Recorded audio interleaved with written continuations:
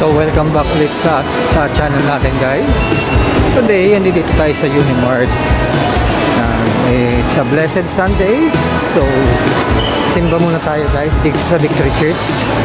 And then punta tayo sa Mega Mall para makita natin yung latest development sa dinedevelop na nire-develop na SM Mega Mall, yung Building A.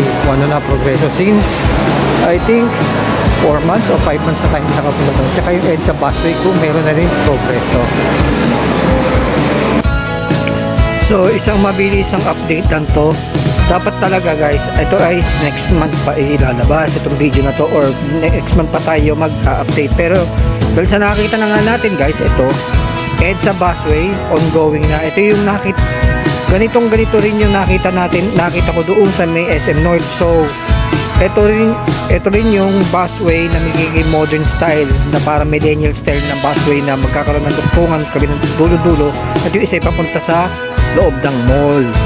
So nakita ninyo may barricade na siya, at pero dito yung paglalagay ng escalator.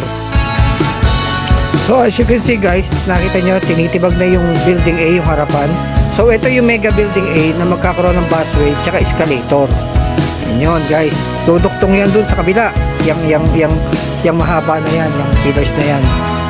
So meron din diyang tinitibag din na yung mga dating hagdanan, yung matataas na hagdanan, iduduktong sa hagdanan dito sa papuntang busway. Ayan, guys, oh, nakikita nyo, they are serving na Mega A yan na yung harapan.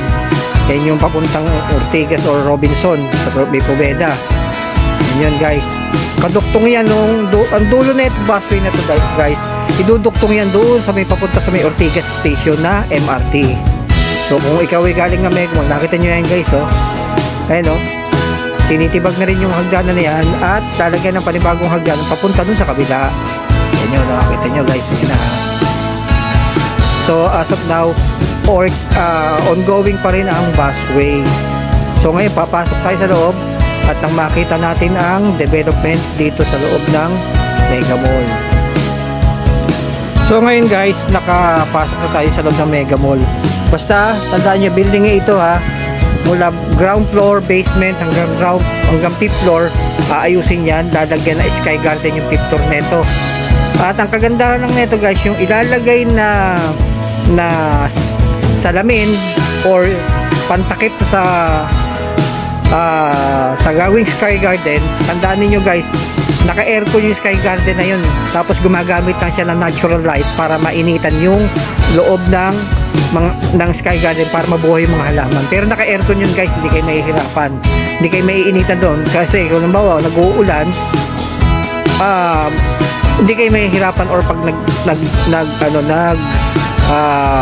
umaraw na. So ito ngayon, guys, ito na yung likod, harapan naman ng Building A, noong-umpisahan na, likod, ayan na, oh, likod na pala to, sorry, sa likod. Ito yung lumang parking dati sa may likod ng Building A. Titibagin na rin yan, gagawin na siyang commercial space. Yan, kaya lalaki ang Mega Mall. So kasi ang Mega Mall ay nag-develop din ng maraming mga parking doon sa mga gilid-gilid nito, guys. May mga parking din, tsaka doon sa isang hotel na doon, may parking din doon ng Mega Mall.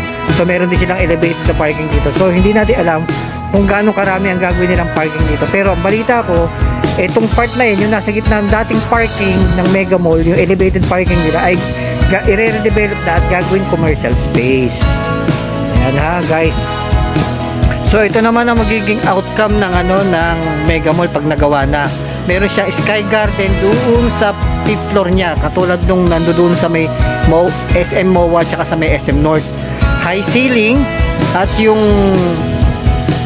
at maluluwag ang mga hallway nito. Tapos, guys, tandaan niyo, ang nag-develop na itong Mega Mall or yung architecture nito, yung gumawa ng Singapore Airport, okay? Kaya magaganda. So ito yung view niya sa labas.